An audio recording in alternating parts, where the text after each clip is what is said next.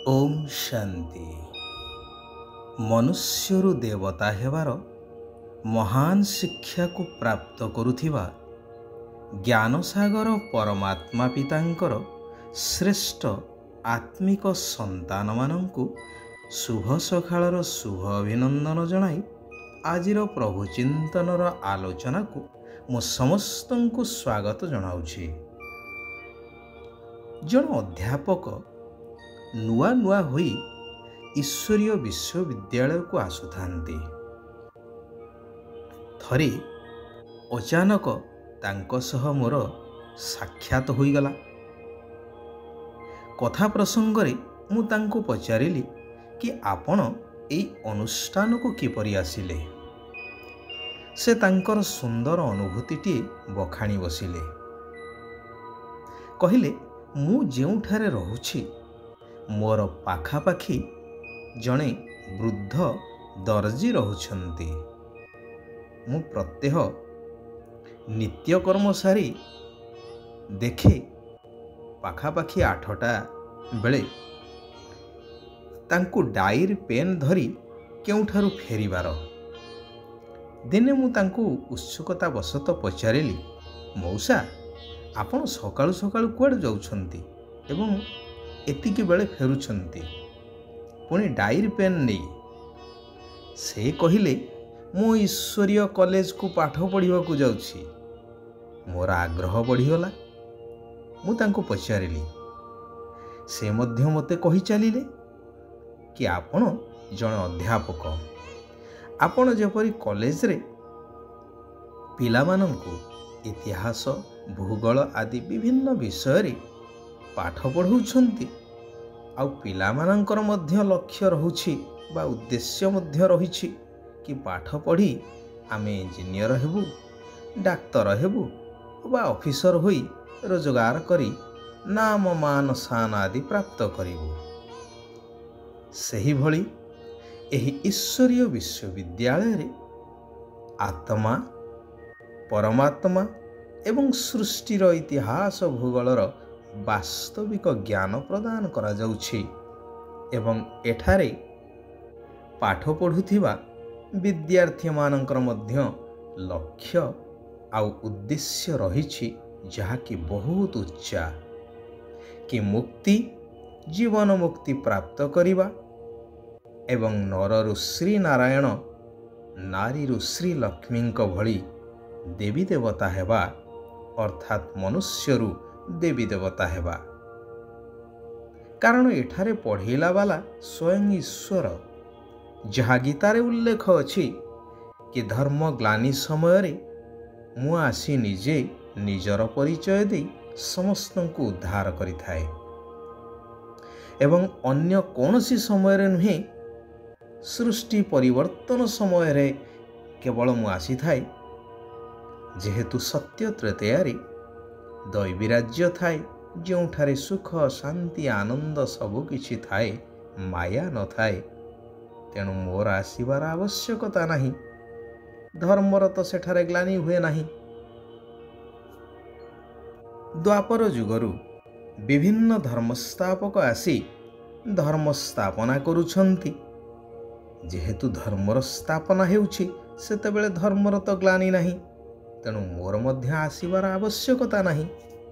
बाकी एई कली जुगरे अनेक मत मतांतर अनेक धर्म धर्म धर्म भितरे विभेद जहाँकि धर्म ग्लानिर मुख्य कारण साजे एवं समस्ते देह अभिमानवश निजको आत्मा बोली विस्मृत होइजिबा अर्थात आमे माने समस्ते आत्मा, एही ज्ञान संपूर्ण भाव रे लोप हो जाए। केवल अहंकार देहर पदमर्यादार इत्यादि इत्यादिर अहंकार जोगु आहुरी तम प्रधान अर्थात धर्मर ग्लानि हो चले एवं सही समय रे ही मु आसी थाए। यह परमात्मा शिव भगवानंकर उवाच। सेथिपाई परमात्मा आसी थांती एवं एक आदि सनातन देवी देवता धर्मर स्थापना करी समस्तंको उद्धार करि थांती। अध्यापक जनक ए कथा कहु कहु ନିଜର ଭାବନା ମଧ୍ୟ ମୋ ଆଗରେ ପ୍ରକାଶ କରି କହିଲେ କି ମୋତେ ଆନନ୍ଦ ଏବଂ ଆଶ୍ଚର୍ଯ୍ୟ ମଧ୍ୟ ଲାଗିଲା କି ଜଣେ ସାଧାରଣ ବୃଦ୍ଧ ଦରଜୀ ଯିଏକି ଅଧିକା ପାଠ ମଧ୍ୟ ପଢ଼ିନାହାନ୍ତି ଏତେ ବାସ୍ତବିକ ଏବଂ ଉଚ୍ଚତର ଆତ୍ମଜ୍ଞାନ କଥା କହିପାରୁଛନ୍ତି ଯାହା ମୁଁ ଜଣେ ଅଧ୍ୟାପକ ହୋଇ ମଧ୍ୟ ଜାଣିନାହିଁ। ତେବେ ସେ ଯେଉଁ ଅନୁଷ୍ଠାନକୁ ଯାଉଛନ୍ତି ତାହା କେତେ ମହାନ ହେଇନଥିବ। ଏଇ କଥା ଭାବି ମୁଁ ଆସିଥିଲି ଏବଂ ମୋ ଭାବନା ଠାରୁ ମଧ୍ୟ ବହୁତ ଅଧିକ କିଛି ବର୍ତ୍ତମାନ ସୁଦ୍ଧା ଏହି ପ୍ରଜାପିତା ବ୍ରହ୍ମାକୁମାରୀ ଈଶ୍ୱରୀୟ ବିଶ୍ୱବିଦ୍ୟାଳୟରୁ ଦୈନନ୍ଦିନ ପ୍ରାପ୍ତ କରିପାରୁଛି ଏବଂ ଜୀବନର ବାସ୍ତବତାକୁ ଉପଲବ୍ଧି କରି ସବୁ ପରିସ୍ଥିତିରେ ଆନନ୍ଦରେ ରହିପାରୁଛି। ନିରାକାର ଭଗବାନ କହୁଛନ୍ତି, ମଧୁର ସନ୍ତାନଗଣ, ଏହା ମନୁଷ୍ୟରୁ ଦେବତା ବା ନରରୁ ନାରାୟଣ ହେବାର ଈଶ୍ୱର ପିତାଙ୍କର ବିଶ୍ୱବିଦ୍ୟାଳୟ ଅଟେ।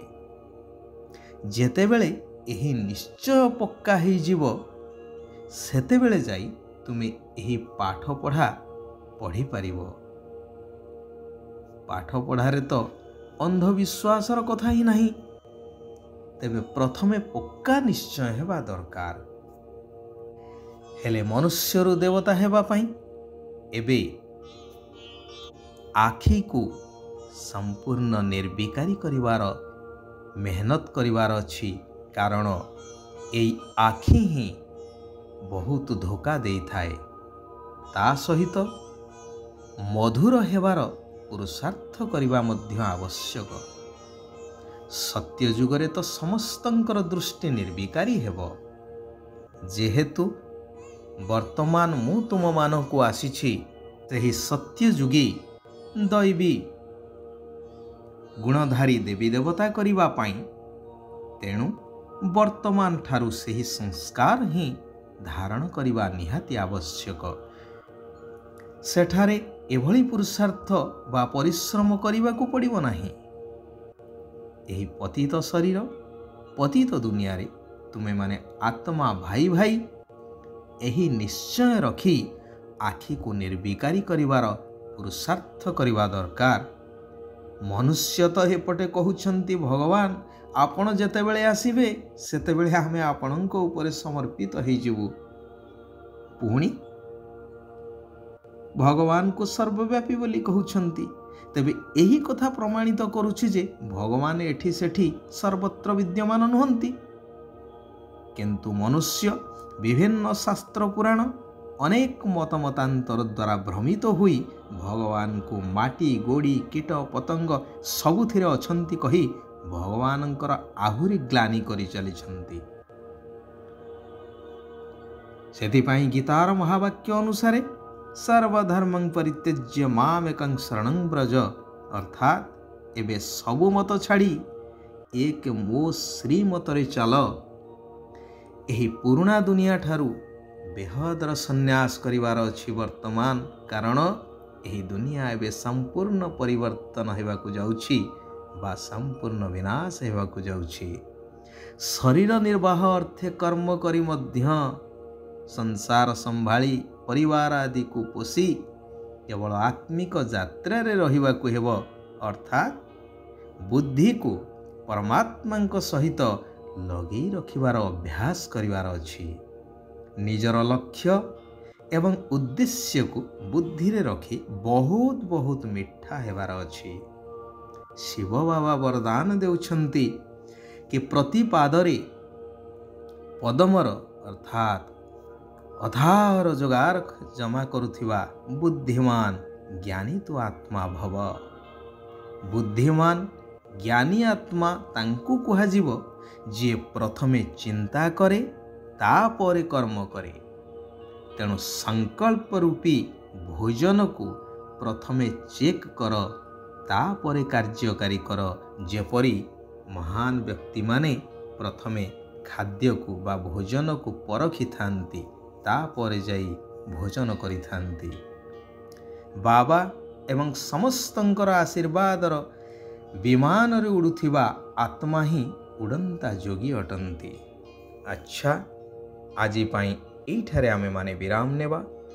ଓମ୍ ଶାନ୍ତି, ଓମ୍ ଶାନ୍ତି, ଓମ୍ ଶାନ୍ତି।